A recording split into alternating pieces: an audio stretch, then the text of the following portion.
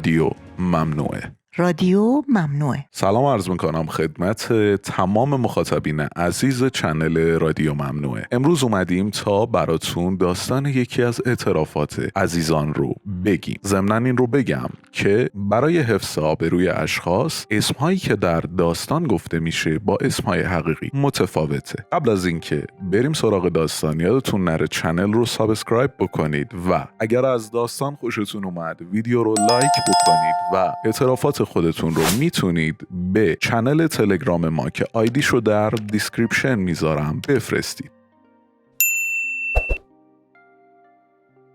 صدای قلبم رو میشنیدم و با دستانی لرزان گوشی تلفن رو در دست گرفته بودم. مرجان با صدای دلنشین آرام بخش درست مثل چند سال قبل تلفن رو جواب داد و من خیلی آروم سلام کردم. اون با تعجب پرسید ببخشید شما؟ خیلی احساساتی شده بودم و با صدای بغض گرفته گفتم بی معرفت، یعنی همه چی رو اینقدر زود فراموش کردی؟ در این لحظه مرجان برای چند ثانیه سکوت کرد و با تعجب پرسید فرید تو شماره تلفن خونمو از کجا پیدا کردی؟ باور کن منتظر چنین لحظه‌ای بودم تا فرصتی پیدا کنیم و چند دقیقه با هم درد دل کنیم. متاسفانه من و مرجان بدون توجه به اینکه هر دوی ما متأهل هستیم و نسبت به همسر و زندگیمون تعهداتی داریم، از اون روز به بعد گرفتار هوای نفس شدیم و به گناه و معصیت افتادیم. مرجان تا جایی که میتونست از شوهرش بدگویی میکرد و میگفت همسرم مرد بی‌عاطفه و سرد و خودخواهه و فقط در زندگی به دنبال پول میگرده.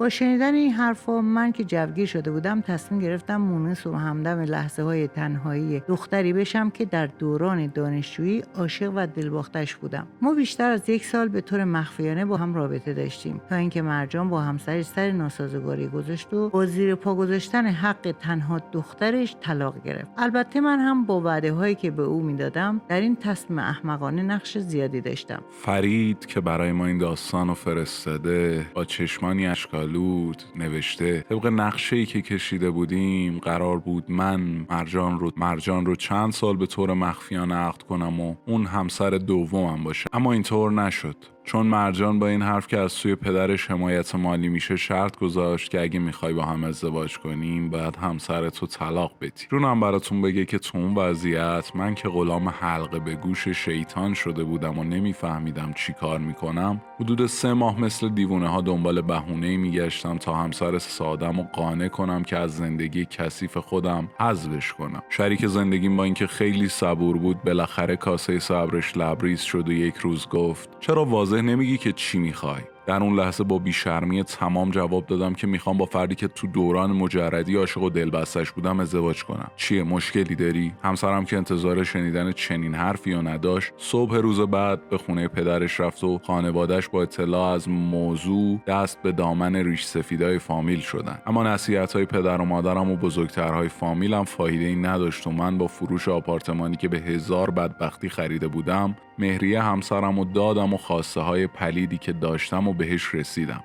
اما بعد از ازدواج با مرجان فهمیدم عجب غلطی کردم، چون اون زنی زیاده خواه و پرغرور و ولخرج و از نظر روحی بسیار افسرده بود. به دلیل بیماری که داشت در روابط زناشویی هم ناتوان و ضعیف بود. اون حتی منو با شوهر قبلیش مقایسه میکرد و با الفاظ رکیک و زشت شخصیتمو زیر پا میذاشت. روزای بسیار بدی رو سپری میکنم. خانواده و فامیل منو طرد کردن و حالا میفهمم که مرتکب چه حماقت بزرگی شدم. دیروز برام خبر آوردن که همسر قبلیم با پسرم ازدواج کرده. من اعتراف میکنم که در درگاه خداوند ناسپاسی کردم و حالا باید تاوان پس بدم. این دوستمون با چشمانی گریان از شما راهنمایی خواسته تا در چنین وضعیتی چه کار باید بکنه. اگر شما به جای اون بودین و چنین حماقتی میکردین و فامیل و خانواده طردتون میکردن چی کار میکردین؟ دلسوزانه و مثل خانواده خودش راهنماییش بکنید تا از طریق این اعتراف صادقانه‌ای که برای رادیو ممنوعه کرده بتونه به پاسخ سوالش برسه و مشکلش رو حل بکنه. این چنل فقط برای داستانگویی نیست و گاهی میتونید مشکلاتتون رو با ما در میون بذارید تا ما اونها رو براتون حل کنیم. رادیو ممنوعه همیشه همراه شماست. از غزلخوانی چشمان پر از ناز تو آه،